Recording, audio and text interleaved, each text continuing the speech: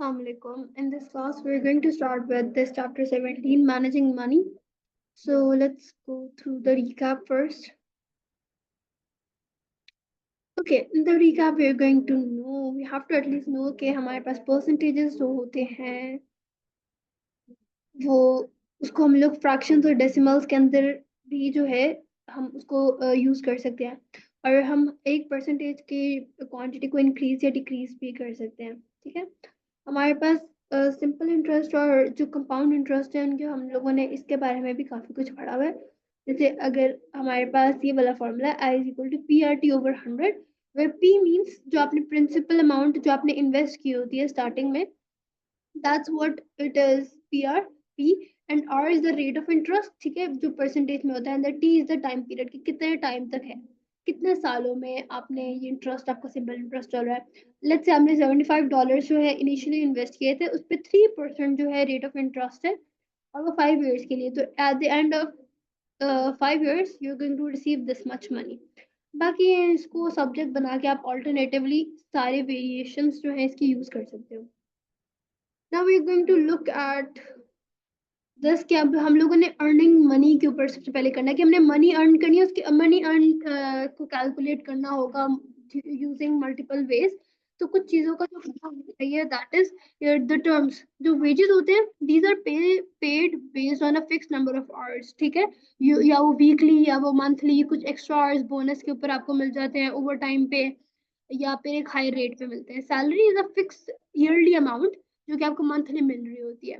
Sometimes इसको आपको over time आपको पे कर देते हैं। Wages and salaries almost similar होते हैं, but wages is like day to day basis वाले हिसाब से, और salary is something of fixed thing ना, कि इतना ये मतलब कहा जा सकता है कि सैलरी को आप अमाउंट, नंबर यानी नंबर के हिसाब से, पैसों के हिसाब से आप इसको फिक्स करते हो, और वेजेस में आप नंबर ऑफ आवर्स और टाइम के हिसाब से जो है वो आप फिक्स कर रहे होते हो। पीस वर्क होता है कि आपने एक पर्टिकुलर चीज के अकॉर्डिंग कमीशन होता है आपके पास, कि अगर आपने लेट्स से आपको आपका टास्क है कि आपने 100 सेल्स करेंगे, तो 100 सेल्स पे आपको 20 सेल्स जितना बोनस मिलेगा या उतना उतने आपको परसेंटेज मिलेगी। या आपने सारे दिन के अगर 1000 रुपीज अर्न किया है, तो उसका 0.5% जो है वो आपको मिलेगा, या कुछ इस तरह से उन्होंने टीम बनाई होती है, या कुछ कमीशन बेस्ड अर्निंग ऐसे हो रही होती है। ये कुछ एग्जांपल्स है हमारे पास, हम लोग एक दफा देख लेते हैं। Emmanuel makes beaded necklaces for a curious stand. He is paid in South African rand at a rate of R 14.50 per completed necklace. पर अब हम इसमें समझने वाली ये चीज है कि वो नेकलेस बनाते हैं उसको इतने रुपीस मिलते हैं ऑन एवरी completed नेकलेस। वो he is able to supply 55 necklaces per week, यानी कि वो 55 नेकलेसेस बनाता है 1 वीक में। और उसको पर वन नेकलेस, ये नेकलेस है ना, NL लिख रही हूँ, तो फॉर वन नेकलेस उसको कितने मिलते हैं 14.50 रुपीज। तो उसने कितने एक वीक में कितने कमाए हैं, तो हम इन दोनों को आपस में मल्टीप्लाई कर देंगे and we are going to get this much rupees. Now, the worked example to Sanjay works as a sales SR for a company that sells mobile phones in the UAE. He's paid a retainer of 800 dirhams per week plus a commission of 4.5% of all sales. How much would he earn if he made no sales? यानी अब हम लोगों ने ये second वाला part छोड़ देना, ये जो कमीशन ऑफ 4.5% है, हमने सिर्फ ये देखना है कि उसको 800 dirhams पर वीक मिलेंगे ही मिलेंगे। कमीशन उसको एक्स्ट्रा मिलेगा सेल्स का अगर ये एक्स्ट्रा काम करता है, तो 800 dirhams उसको मिलेंगे पर वीक। अब उन्होंने कहा पर वीक उसको कितने पैसे मिलेंगे, उसने हमें ऑलरेडी बता दिया 800 dirhams। सही है। और अब अगर उसने कहा है कि अगर उसने 4 फोन सेल किए हैं और इतने रुपीस में, तो अब उसको कितना मिलेगा, इसको क्या मिला 4.5% ऑफ के जो उसने सेल किए हैं, उसने 4 फोन सेल किए हैं एट दिस प्राइस, इसको हम 4 से मल्टीप्लाई कर देंगे। देखा 4.5% ऑफ दिस मच प्राइस, यानी कि 13,196 रुपीज के अंदर उसको 4.5% कटेगा और इतना उसको मिलेगा, ये उसका कमीशन है। इस कमीशन को हम उसकी फिक्स सैलरी या उसके फिक्स रिटेनर वाली जो हमारे पास है, उसको हम ऐड करेंगे तो हमारे पास ये टोटल बनेगा, यानी उसको इतने पैसे टोटल मिले हैं। Okay, John's Josh's hourly rate of pay is $12.5. Hourly rate क्या है उसका, इतना। He is paid time and half for work after hours, time and half for work after hours, and on Saturdays उसको double time, and for Sundays and on Saturdays and double time. अच्छा, work after hours he is paid a time and half for work after hours and on Saturdays, ठीक है, और double time कब मिल रहा है, Sundays को, public holidays में। 1 week he worked 5.5 hours on Saturday, यानी कि जब उसका डबल टाइम था, ओ डबल टाइम नहीं, जब उसका टाइम एंड हाफ था, और 3 hours ऑन संडे जब उसका डबल टाइम था, हाउ मच ओवर टाइम पे वुड ही अर्न। अब उसने कहा ओवर टाइम पे कितना वो अर्न करेगा, उसने पे की बात नहीं की, ओवर टाइम पे की बात किया। अब सैटरडे को ओवर टाइम उसका, पहले तो उसने क्या कहते हैं, कितने काम किया, 5.5, और हर घंटे के लिए 5.5 आवर्स उसने काम किया, हर आवर के लिए उसको कितने मिलेंगे, $12.5 कितने मिलेंगे। अब उसने टाइम एंड हाफ है, यानी कि जितना टाइम लगाता है 1 घंटा प्लस 0.5, तो 1.5 इंटू नॉर्मल टाइम करेंगे, तो अब उसको मल्टीप्लाई कर देंगे 1.5 से, क्योंकि ये एडिशनल आपको, अगर आपने आफ्टर आवर्स काम किया है या आपने सैटरडे को काम किया है तो ये आपको एडिशनल इतने मिलेंगे, तो फिर मिला के कितने मिल रहे हैं, 103.13। संडे को जो ओवर टाइम उसने लगाया वो 3 घंटे लगाया, 3 आवर्स लगाया, उसमें प्राइस तो उसको उतनी मिलेगी, साथ में जो एडिशनल मिलेगी ना वो 2 से हम मल्टीप्लाई कर देंगे, क्यों, क्योंकि वो डबल है ना, डबल है, डबल टाइम है, तो ये अब उसके पास $75 आ गए। इन दोनों को ऐड करेंगे तो ये इतनी अमाउंट जो है इसकी टोटल ओवर टाइम पे उसको इतनी, ये बोनस कह लें, ये वो मिल रहा है उसको ओवर टाइम पे, वो इतना अर्न कर रहा है। Question exercise 17.1, question number 1. A waiter earns $8.25 per hour. 8.25 per hour. How much would she earn for a 6 hour shift? 6 hour shift, अगर 1 hour में उसको $8.25 मिल रहा है, तो 6 hours में उसको कितना मिलेगा, इनको आपस में मल्टीप्लाई कर देंगे, and we are going to get $49.5, यानी उसको $49.5 जो है इतने वो अर्न करेगी। How much? Question number 1 is done. Question number 2. How much would a receptionist earn for working a 35-hour week? यानी एक वीक में वो कितने आवर स्पेंड करिए, 35 our. If her rate of pay is $9.5 per hour, $9.5 उसको मिल रहे हैं for 1 hour, और वो 1 वीक में कितने काम करिए घंटे, 35 आवर्स, तो सिंपली 35 को हम 9.5 से मल्टीप्लाई करेंगे, so we are going to get $332.5। इसका आंसर क्या था, $49.5। ये जीरो एंड पे लगाएंगे क्योंकि यहाँ पे सेंट्स के लिए ना दो आप डालते हो, देखो जैसे यहाँ पे भी उसने लिखा है 9.50, तो इस तरह से आपने जीरो को जरूर ऐड करना है एंड पे, टू टू डेसिमल प्लेसेस पे आंसर लिखना है। ओके, इसको मैं अभी रेज कर देती हूँ। Question number 3 is calculate the hourly rate for each of the following. अब इसमें कुछ भी नहीं करना, 67.5 को 5 आवर से मल्टीप्लाई कर देना है, 245.10 को 38 से मल्टीप्लाई कर देना है, 126.23 को 13.5 से मल्टीप्लाई कर देना है, 394.88 को 6.5 से मल्टीप्लाई कर देना है, 71.82 को 5 आवर्स एंड 15 मिनट से मल्टीप्लाई करना है। चलो ये मैं करा देती हूँ, ई पार्ट में करा देती हूँ। ओके, सही है। बाकी सारे तो बहुत सिंपल से हैं, उनमें तो कोई प्रॉब्लम भी नहीं आनी क्योंकि डायरेक्ट एक मल्टीप्लिकेशन करनी है। ओके, $71.82 है, और इसको हम लोगों ने क्या करना है, फाइव ओ ओ ओ ओ उसने ये नहीं पूछा आपसे कि कितना वो परसेंटेज कमा रही है, तो उसने दे दिया, वो हमसे पूछे आवरली रेट, तो हमने इनको आपस में मल्टीप्लाई नहीं करना, 67.5 को डिवाइड करना है 5 से, इसी तरह 126.23 को डिवाइड करना है 13.5 आवर्स से। यहाँ 5 आवर्स एंड 15 मिनट है, 15 मिनट की वजह से इसको हम लोग डायरेक्टली डिवाइड नहीं कर सकते, यानी हम लोग इसको 5.15 इस तरह से ये नहीं कर सकते, ये गलत हो जाएगा। 15 मिनट्स को पहले हमें आवर्स में कन्वर्ट करना पड़ेगा, तो 15 डिवाइड बाई 60 करेंगे तो we are going to receive 0.25।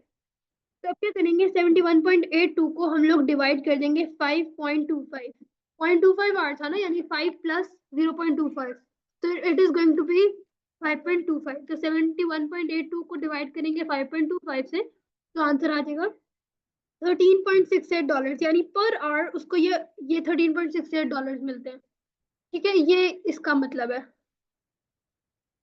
$15.68. Okay, question number 4. A truck driver is paid this much per ton of wood pulp delivered to a factory in Malaysia. If he delivers 135 tons to the factory, how much will he earn? Simple math है. 15.45 मिलता है उसको 1 ton पे, तो 135 पे कितना मिलेगा? आपस में इनको मल्टीप्लाई कर देंगे. 135 times 15.45. The answer is going to be $2085.75. इतना जो है वो अर्न कर रहा होगा. ओके, चलो on to question number 5. It says a team of workers in a factory is paid this much per pallet of goods produced. If a team of 5 workers, ये team को मिलता है, ठीक है? A team of 5 workers produces 102 pallets in a shift. How much will each person in the team will earn that shift? ठीक है, अगर हम कहते हैं 5 टीम मेंबर्स को मिलता है 23.25 हर एक पैलेट के ऊपर, 1 पैलेट के ऊपर, तो उन्होंने कितने प्रोड्यूस किया? उन्होंने 102 प्रोड्यूस किया. तो पहले हम लोग उनकी टोटल अमाउंट काउंट करते हैं. 22.25 को मल्टीप्लाई करेंगे 102 से, क्योंकि जितने इतने पैलेट्स होंगे उनको डिवाइड कर देंगे, डिवाइड बाय 5, क्योंकि इतने टीम वर्कर्स हैं. So 23.25 times 102 divided by 5, we are going to get $474.30. $474.30. इतना जो है ये 1 person को अलॉट होगा. Okay. Question number 6 says, an estate agent is paid a retainer of $150 per week plus a commission on sales. The rate of commission is 2.5 sales on up to $150,000 and 1.7% on amounts above that. Okay. How much would she earn in a week if she sold a house for this much and an apartment for this much? ठीक है, अब उसको $150 पर week मिलेगा और उसने एक week में इतना किया है सेल. तो अगर उसकी ये सेल हुई है, this comes under this one, ठीक है, और मतलब 1.75% उसको मिलेगा ऑफ 220,000 पे, ठीक है, और इसको मिलेगा 2.5% मिलेगा ऑन 125,000, क्योंकि उसने कहा है कि अप टू अगर इतनी सेल्स होंगी तो उस पर आपने इतने परसेंट देना है, और अगर इतनी सेल्स होंगी या इससे अबव होंगी, मतलब इस अमाउंट से अबव होंगी, तो उस पर इतना परसेंट होगा. तो वो हमने लिख दिया. अब इसको सिंपली सॉल्व करेंगे. 1.75%, यानी इसको हम करेंगे 1.75 divided by 100 multiply by 220,000. So we are going to receive 3850 मतलब डॉलर्स. इतना उसको कमीशन पहले मिल रहा होगा, और मिल रहा होगा क्या होता है, मिल रहा होगा. और 2.5 डिवाइड बाय 100 मल्टीप्लाई बाय 125,000, तो आंसर आ रहा है $3125. ये दोनों जो है इसको कमीशन मिले हैं, तो हमने 3850 प्लस 3125 प्लस उसकी जो मंथली वीकली जो उसकी पेमेंट है पर वीक जो उसको मिलनी है, दैट्स दिस वन. तो बस अब इनको ऐड करते हैं, तो we are going to get amount $7125. So how much would you earn if you sold a house and an apartment for this one? On sales and 1.75% on amounts above that. ठीक है, तो ये जो है हमारे पास इस तरह से इस क्वेश्चन को हम सॉल्व करें.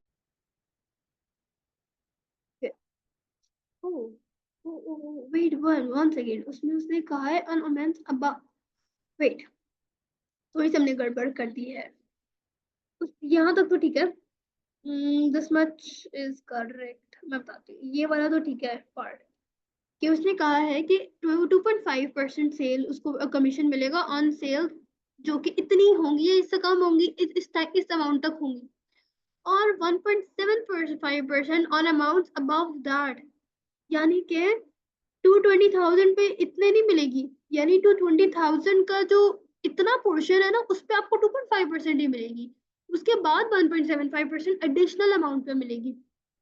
क्योंकि अगर सोचा जाए तो देखो कि लेस वाली चीज की वो ज्यादा आपको प्राइस, आपको बोनस दे रहे हो और थोड़ी वाली की वो आपको ज्यादा बोनस देंगे, कम बोनस तो नहीं ना देंगे ज्यादा वाली वैल्यू की, तो थोड़ी सी सेंसिबल नहीं लग रही चीज। तो दिस पार्ट जो हमने किया ये गलत है, हमें इसको डायरेक्टली हम ऐसे नहीं कर सकते। इसको करने के लिए ये 2 स्टेप्स प्रोसेस रहेगा, ये हमारा आंसर भी गलत है। 25% ऑफ 125, ये तो सही है। हम क्या करेंगे, 2.5% ऑफ द फर्स्ट 150,000, इसको करते हैं 2.5 डिवाइडेड बाय 100 मल्टीप्लाई बाय 150,000, तो we are going to receive 3750। पर ये टोटल बोनस नहीं है, अभी इसके पास 150 था, मतलब हम लोगों ने इतनी अमाउंट में से 150 का जो है वो इतना परसेंट बोनस दिया है, जो बाकी रिमेनिंग अमाउंट है उसको 1.7% बोनस मिलेगा, यानी कि 220000 माइनस 150,000 करेंगे, देखते हैं कितनी अमाउंट आती है। हमारे पास आंसर आ रहा है 70,000, यानी अब इस 70,000 के ऊपर 1.75% लगेगा। सही है, इसको भी इरेज करते हैं। 1.5% ऑफ 1.75%। उन्होंने कहा है कि अगर एडिशनल होगा तो उस पर भी आपको कुछ ना कुछ बोनस मिलेगा ऊपर अमाउंट पे। 1.75% पे कितने को मिलना है, 70,000 को।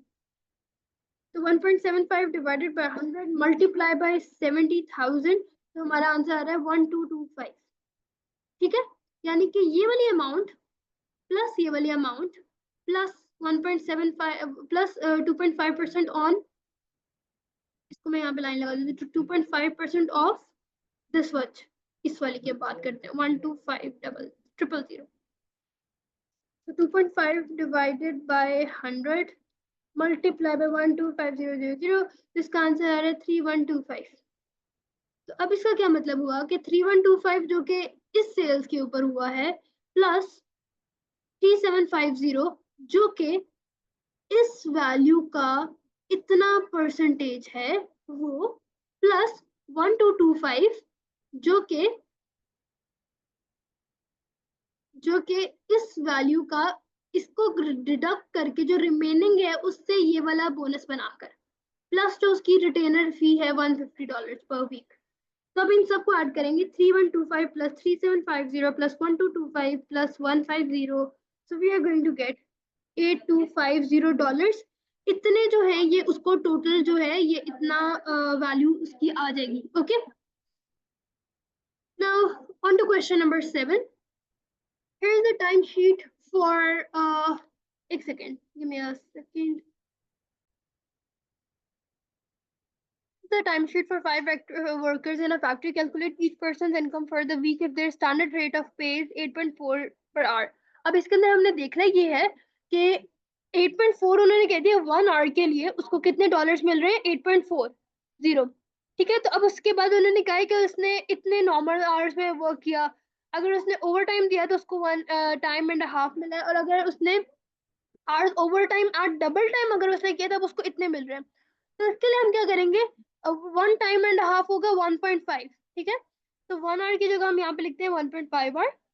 ओके, फिर हम लोग यहाँ पर हम लोग लिखते हैं 2 आवर। हम देखते हैं कि अब इनका रेट कैलकुलेट करते हैं, अगर 1 आवर में 8.4 डॉलर दे रहे हैं तो 1.5 में कितने देंगे उसको कैलकुलेट।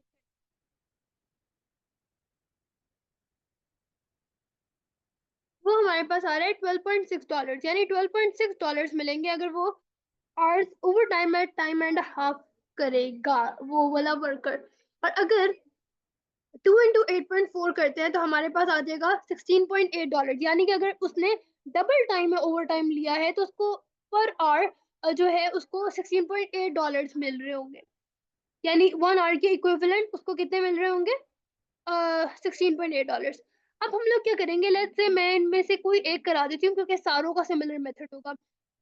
लेट्स डू कॉनी का कर लेते हैं हम लोग, कॉनी कर लेते हैं और एनी कर लेते हैं। ठीक है, इन दोनों को करते हैं।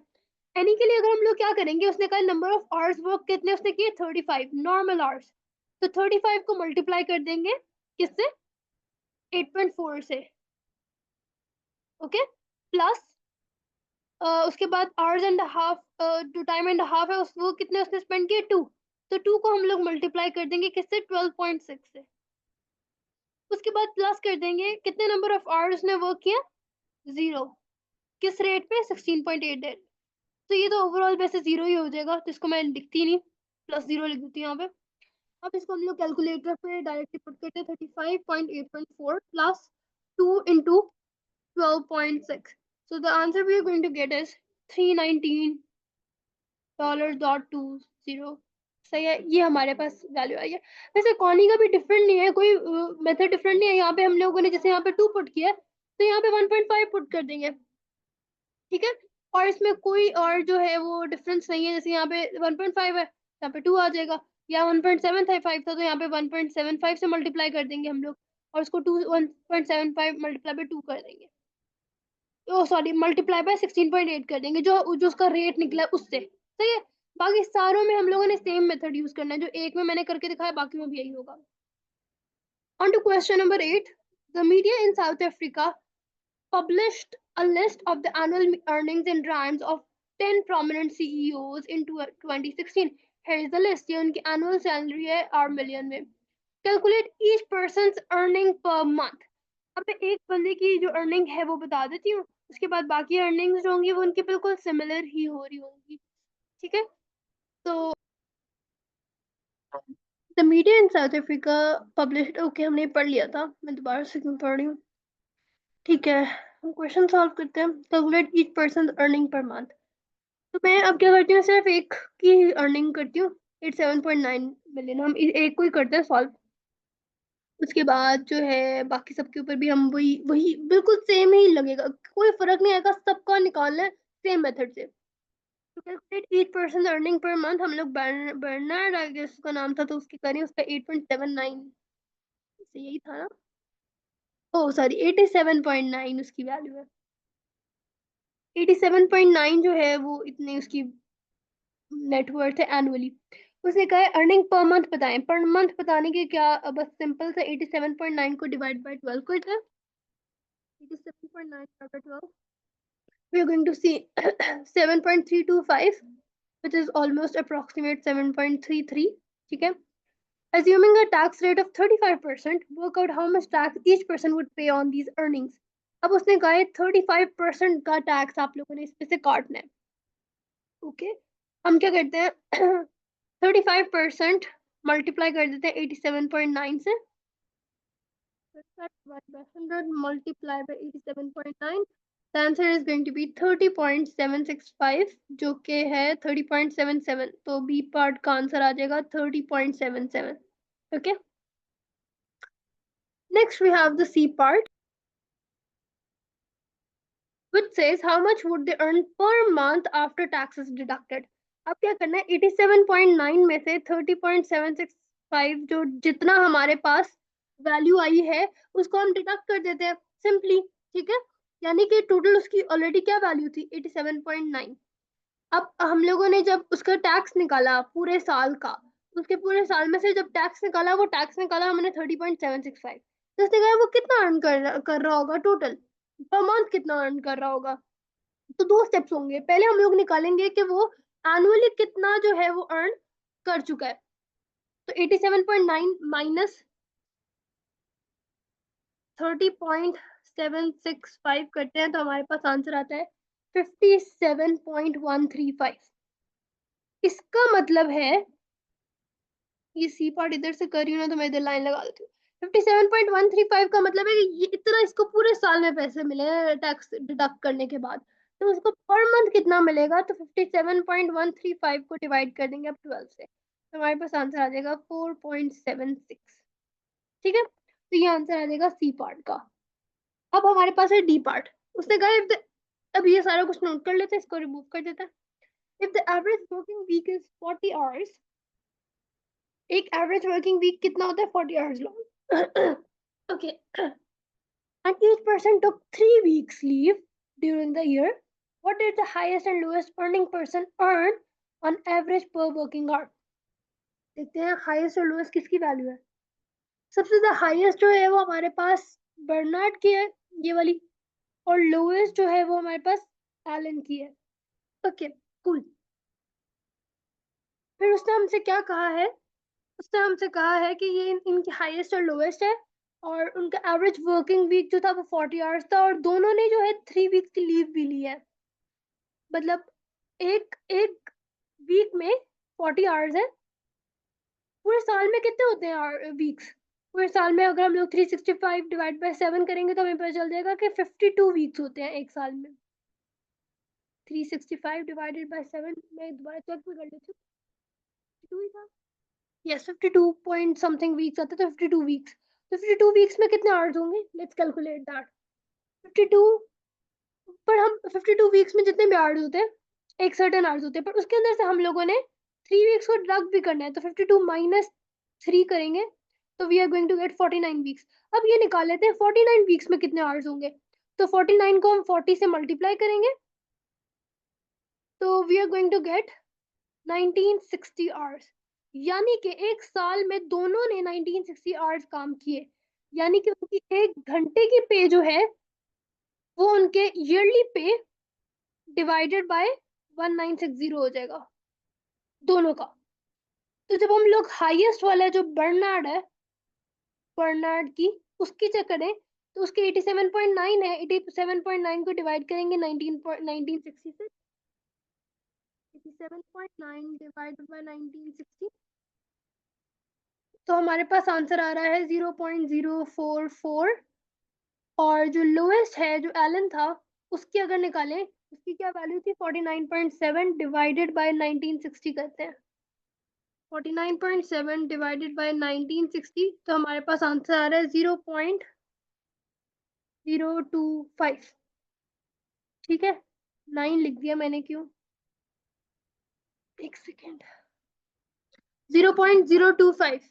ठीक है, ये हमारे पास वैल्यू आ रही है। उसने कहा है बिफोर टैक्स, तो इसलिए हमने डायरेक्टली वही वाली वैल्यूज यूज की, हमने टैक्स को रिडक्ट नहीं किया। तो यानी कि अगर हम लोग इसको देखें तो 0.044% जो इतने पर आवर जो है ये मिल रहे हैं, और जो पर आवर इस बंदे को, एलन को, 0.025 मिलियन मिल रहे हैं। कि उन्होंने रैंड एंड मिलियन समथिंग लिखा हुआ था, तो ये उतनी अमाउंट है। इसको स्टैंडर्ड फॉर्म में भी किया जा सकता है, जैसे 4.4 इंटू 10⁻⁻², और 2.5 इंटू 10⁻²। ऐसे लिखा जा सकता है, पर इसका हम लिखा है कि पर आवर इनको, ये हाईएस्ट अर्नर ने पर आवर 0.044 मिलियन अर्न किए, और जो लोएस्ट अर्नर था यानी कि एलन, उसने पर आवर 0.025 अर्न किया विदाउट टैक्स, यानी बिफोर टैक्स। इसके अंदर भी टैक्स डिडक्ट होगा, और वो हमसे उसने क्वेश्चन शुक्र है नहीं किया, मजीद कॉम्प्लिकेटेड नहीं किया। तो यहाँ पे ये डी पार्ट है, it finishes, and with that 17.1 also finishes, and we are done and good for the day. ठीक है, but if there is any problem you can always let me know.